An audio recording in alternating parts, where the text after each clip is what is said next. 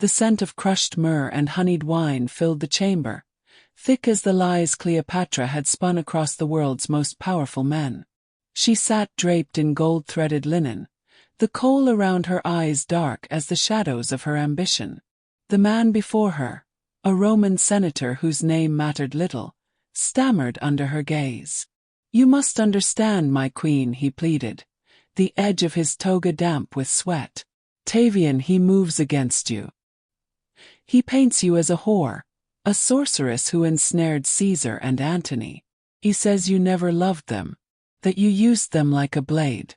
Cleopatra exhaled softly, leaning back into her throne of ivory and lapis lazuli. A golden viper coiled around her wrist, its emerald eyes glittering.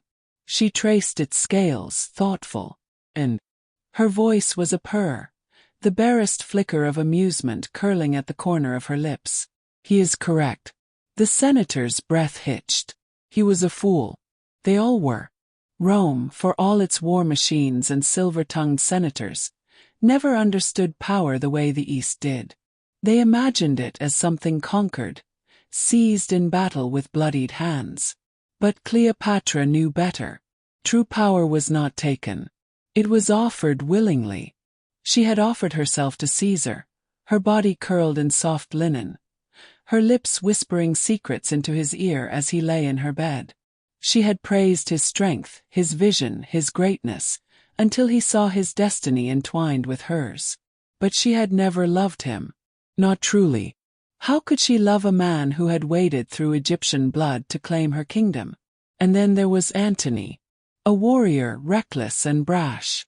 She had watched him drink, fight, and bellow with laughter as if the world belonged to him. It was easy to let him believe he ruled her heart. She had sunk into his embrace, crowned him the new Osiris, made him believe in their divine love. But love was for poets and widows, for women who did not wear the weight of a nation upon their shoulders. She had loved only Egypt. Her plan had been exquisite, a slow seduction not of flesh but of empire. She would have made Egypt the beating heart of Rome, not a conquered jewel in its crown but its equal. A goddess queen ruling beside a Roman god. She had played the long game, one delicate move at a time, until Octavian had shattered the board. Now, with Rome at her gates and Antony a broken thing, she weighed her options. "You have nothing to say," the senator croaked, his throat bobbing like a fish caught in a net. Cleopatra rose, slow as the Nile before a flood. She moved toward him, her fingers light against his jaw. The man shuddered. She could still do this, bend him, mold him. There was always another man, another pawn. But something inside her was tired. Not of the game. No, the game had always been hers to control. She was tired of playing against men who thought themselves lions, when they were nothing but jackals picking at the remains of greater men.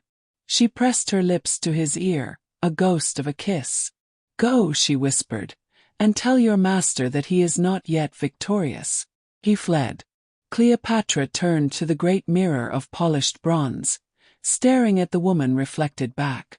A woman who had never loved as men understood love, but who had felt every heartbeat of her country as if it were her own. A woman who had ruled gods and fools alike. And the game was not over yet.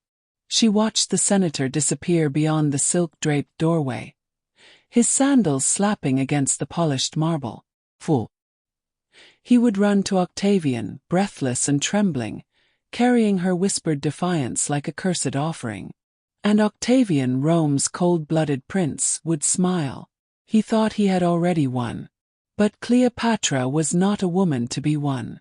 She turned, the golden viper still coiled around her wrist, and walked toward the hidden passage at the back of her chamber.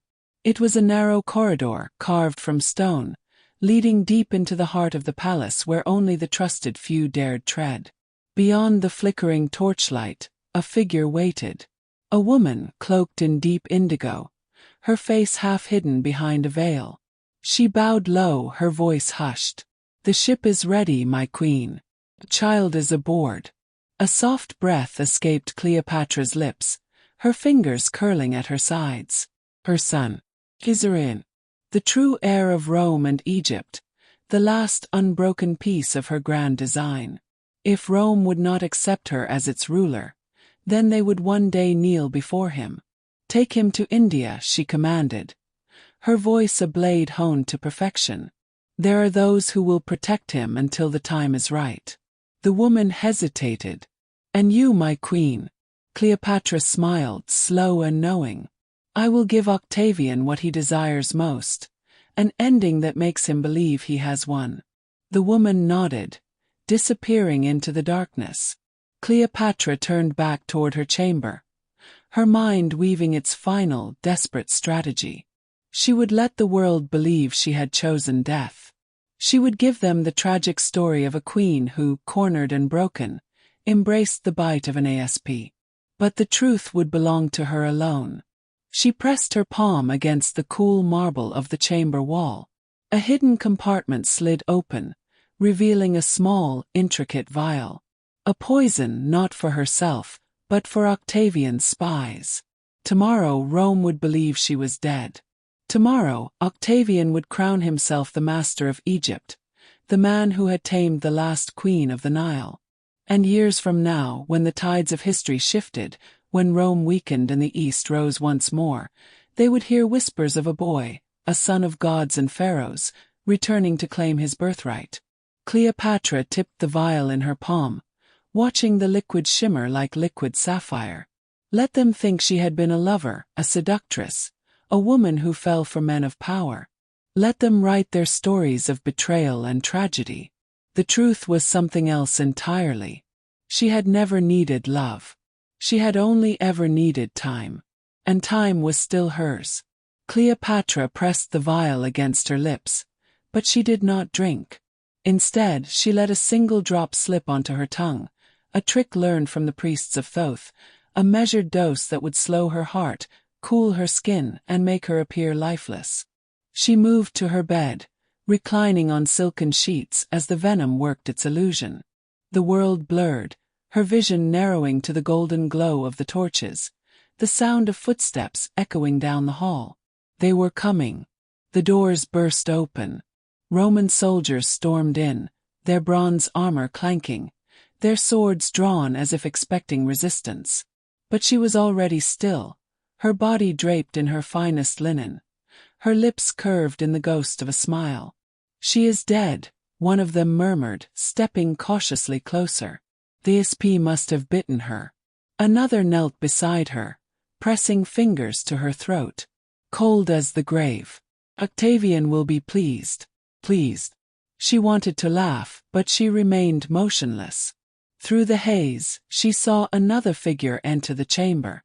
A man dressed in Roman finery, his features chiseled, his eyes sharp with quiet calculation. Octavian. He approached the bed with measured steps, studying her like one studies a fallen enemy, a beast finally tamed.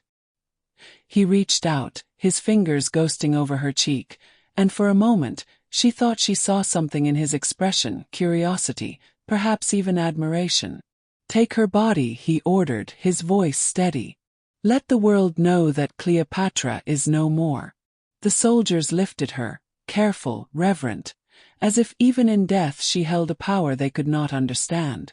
She felt the shift, the movement of air as they carried her toward the palace crypt. And she smiled inside. Let them bury her. Let them mourn. Let them believe the great queen of Egypt had been laid to rest. And when the time was right, when the world had forgotten the name Cleopatra, she would rise. Somewhere beyond the horizon, a ship carried her son toward a new destiny. And beneath the weight of Rome's arrogance, a new plan had already begun to bloom. The serpent had only shed its skin. The crypt was cold, silent.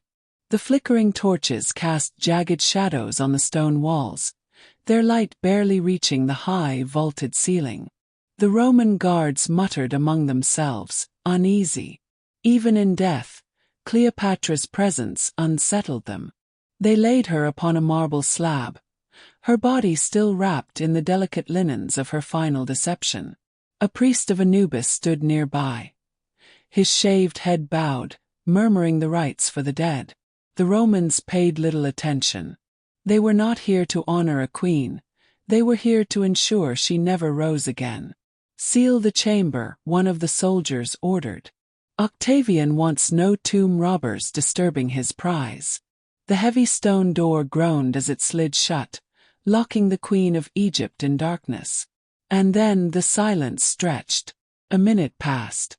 Then another. Breath. Shallow at first, barely more than a whisper in the blackness. Then another, deeper this time. A slow stirring of fingers, the faintest rustle of linen. Cleopatra's eyes opened. She lay still, allowing her body to awaken piece by piece.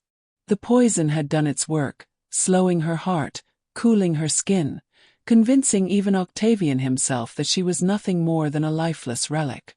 But now, in the belly of her own tomb, she was alive once more. She turned her head, staring at the darkened ceiling. It had been a gamble, but she had always been one to wager everything on a single perfect move.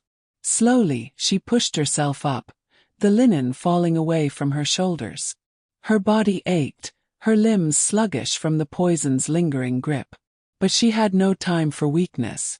A shadow moved in the corner of the crypt. Cleopatra did not flinch. She knew who it was before he even stepped into the dim light. Polydorus. Her most trusted ally, her loyal shadow. He had been with her from the beginning, when she first met Caesar, when she had wrapped herself in a rug to be smuggled into his chambers.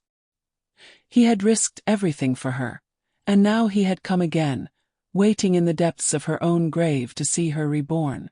"You cut it close," he murmured, stepping forward. "Would you expect anything else?" she whispered back. He did not smile, but his dark eyes gleamed with something close to admiration. "We must move quickly," he said, producing a dagger from his belt. "Octavian will parade your body through the streets in 3 days. If you are not in this tomb when he comes looking, all of Egypt will suffer." She took the dagger from his hands, testing its weight. She was weak now, but she would not remain so. "Then we shall give him something to parade," she said. Apollodorus frowned.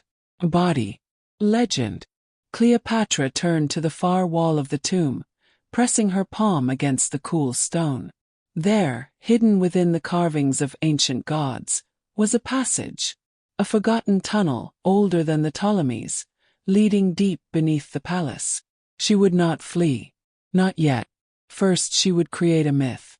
The Romans believed her dead, she would let them believe it. She would leave behind a corpse, a woman's body carefully burned, disfigured beyond recognition. When Octavian displayed it to his people, they would see proof of Cleopatra's tragic end, and they would weep for the fallen queen. But in whispers, in hushed corners of the empire, another story would begin to spread. That Cleopatra had not died. That she had vanished, her soul carried away by the gods, waiting for the right moment to return. And when Rome least expected it, when her enemies had grown soft and her son had become a man, she would return. Not as a lover, not as a queen, as something far greater. As Egypt's reckoning. She turned to Apollodorus, the faintest smile curving her lips. "Come," she said. "Let us write history." And with that, Cleopatra stepped into the darkness, leaving behind her own grave. The world believed the game was over, but it had only just begun.